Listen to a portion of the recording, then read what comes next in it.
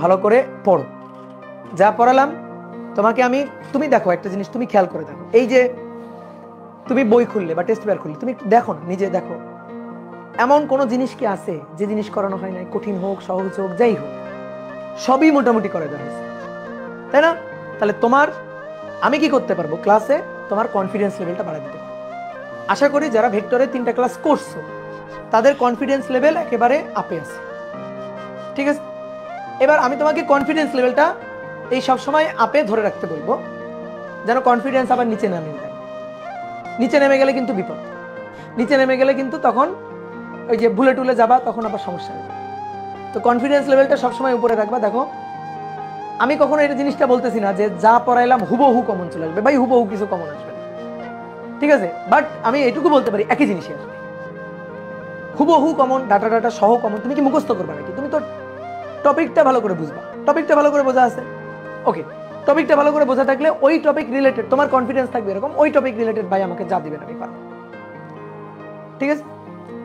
তাহলে 1 মার্কের কোশ্চেন, 2 মার্কের কোশ্চেন, এমসিকিউ সবকিছুই কিন্তু করে দিলাম।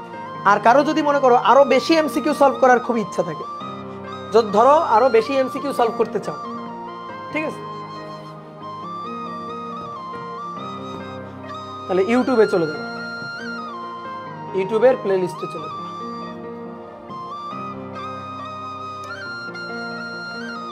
এই যে অপূর্ব ফিজিক্স, এই প্লে লিস্টে চলে যাবে। এইচএসসি 25 ব্যাচের শিক্ষার্থী প্রায় 3 ব্যাচ শর্ট সিলেবাস থাকার পর এইচএসসি 25 থেকে হয়তো ফুল সিলেবাসে এইচএসসি পরীক্ষা হওয়ার সম্ভাবনা রয়েছে। খুবই অল্প সময়ে যাওয়ার পরে সিলেবাসে তারাই খুব ভালো করে, যাদের শুরু থেকে একাধারে থিওরির স্পষ্ট ধারণা। নিজের ইউটিউব চ্যানেলে নিজেই ভুলে গেছি। এই যে দেখো, এই যে এমসিকিউ আছে, দেখছো? এই যে ওয়ান শট কিছু এমসিকিউ আছে, নিউটনিয়ান মেকানিক্স, তারপরে কোনটা এটা, ভেক্টর, এই যে ভেক্টর পার্ট 3, তাহলে ভেক্টরে দেখবা আরো আছে, এই যে ভেক্টর ভেক্টর কই গেল, এই যে ভেক্টর এমসিকিউ 1, ঠিক আছে? দেখবা এখানে এমসিকিউ আছে। যদি এমসিকিউ কারো যদি মনে করো এমসিকিউ তে বেশি আটকে যাও, তাহলে এমসিকিউ প্লে লিস্টটা দেখবা, ঠিক আছে? এমসিকিউ প্লে লিস্টটা দেখবা। ও প্লে লিস্ট, ঠিক আছে। 25 ব্যাচের শিক্ষার্থী প্রায় 3 ব্যাচ শর্ট সিলেবাস থাকার পর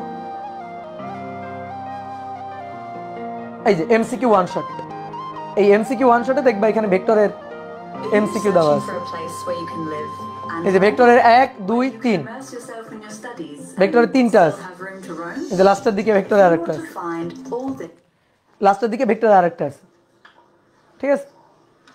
তো এখানে দেখবা অনেক সুন্দর সুন্দর এমসিকিউ দেওয়া আছে, ঠিক আছে? তো এগুলা করলে দেখবে এমসিকিউ আরো, যাদের এমসিকিউতে প্রবলেম আছে তারা এই কাজটা করতে পারবা, দেখবা আরো কনফিডেন্স বাড়বে। ওকে, তাহলে আজকে এই পর্যন্ত। সবাই ভালো থাকো, সুস্থ থাকো, টাটা।